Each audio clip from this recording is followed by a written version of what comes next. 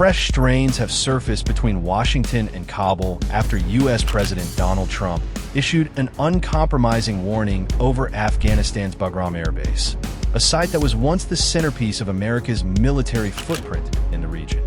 Speaking with unusual directness, Trump insisted the airfield should be handed back to the United States, hinting at serious consequences if his demand was ignored.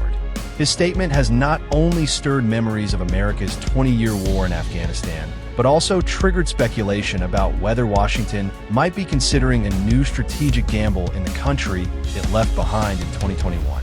The message, shared on Trump's Truth Social account, declared, "If Afghanistan doesn't give Bagram Airbase back to those that built it, the United States of America, bad things are going to happen." The post immediately became a flashpoint in international media. Reuters and the Washington Post both described the threat as a dramatic shift in tone, coming years after U.S. forces vacated the base during a chaotic withdrawal that left the Taliban in full control. Analysts argue the statement may reflect Trump's instinct for bold declarations rather than a practical policy blueprint, yet its political and symbolic impact has been undeniable. Bagram itself carries heavy historical weight. Situated about 60 kilometers north of Kabul, it was the most important hub for U.S. and NATO operations during the Afghan conflict. Tens of thousands of troops cycled through its barracks, while sprawling infrastructure supported everything from intelligence operations to air logistics. American fast food chains opened outlets there, giving the base an atmosphere of permanence. Yet it was also home to a notorious detention complex, criticized in reports by Human Rights Watch for prisoner mistreatment. For many Afghans, Bagram stands less as a fortress of stability than as a symbol of occupation and foreign dominance. Unsurprisingly, the Taliban reacted with open defiance.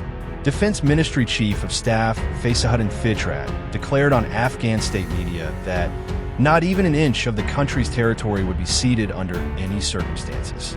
He reminded Washington that Afghanistan's soil was non-negotiable and accused the U.S. of dishonoring commitments under the 2020 Doha Agreement, which had promised non-interference in Afghan internal affairs.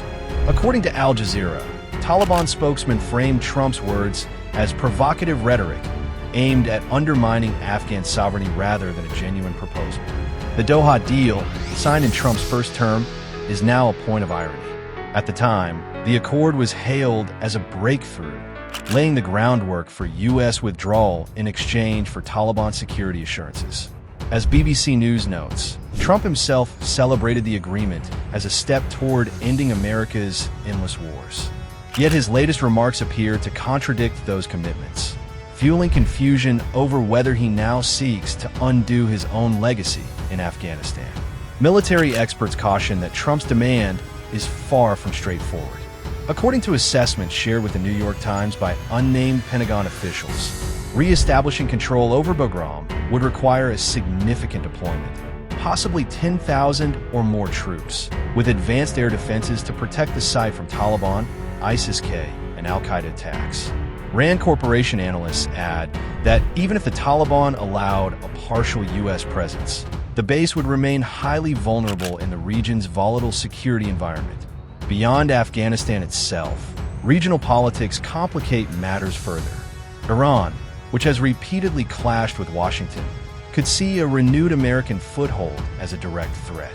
Tehran has already demonstrated its long-range missile capability by striking U.S. positions in Iraq, and defense experts interviewed by The Guardian argue that any U.S. return to Bagram would instantly make it target.